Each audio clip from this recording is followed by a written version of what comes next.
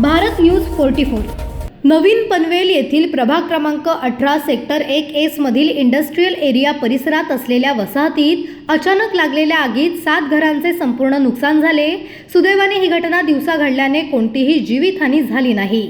मात्र आगीत 7 कुटुंबांचे घरगुती साहित्य, दैनंदिन उपयोगाच्या वस्तू तसेच शाळेत शिकणाऱ्या लहान मुलांचे शैक्षणिक साहित्य पूर्णतः जळून खाक झाले आहे। घटनेची माहिती मिळताच नवनिर्वाचित नगरसेविका सौ ममता प्रीतम म्हात्रे व ज्येष्ठ नेते प्रभाकर कांबळे यांनी तातडीने घटनास्थळी भेट देऊन परिस्थितीची पाहणी केली। त्यांनी आगग्रस्त नागरिकांशी संवाद साधून त्यांचा आढावा घेतला। तसेच पनवेल महानगरपालिकेच्या प्रशासनाची त्वरित संपर्क साधून बाधित कुटुंबांसाठी राहण्याची व खाण्यापिण्याची तातडीची व्यवस्था करण्याच्या सूचना दिल्या।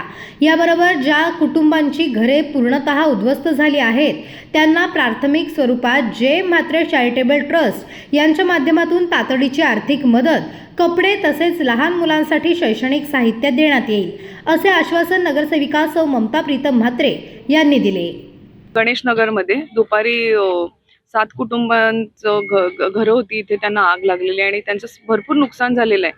पण नशिबाने कोणाला जीवितहानी झालेली नाही आहे। दिवसा आग लागल्यामुळे सगळे कामाला गेले होते, पण बऱ्याच जणांचे पैसे सुद्धा झाले, म्हणजे त्यांचं आता काहीच उरलेलं नाही आहे। पण आपण आता महानगरपालिकेच्या मदतीनं त्यांना खाण्यापिण्याची सोय आणि भीम प्रेरणा संस्थेमध्ये राहण्याची सोय केलेली आहे आणि आपण जे म्हात्रे चॅरिटेबल संस्थेच्या वतीनं पण त्यांना काही जराशी मदत आहे आणि मुलांच्या शालेय सगळं त्यांचं वस्तू पण सगळ्याच जळून गेलेल्या आहेत, तर त्याचं पण आपण त्यांना वह्या वगैरे देण्याचा पूर्ण प्रयत्न करत आहोत। अशाच नवनवीन अपडेटसाठी बघत रहा भारत न्यूज 44।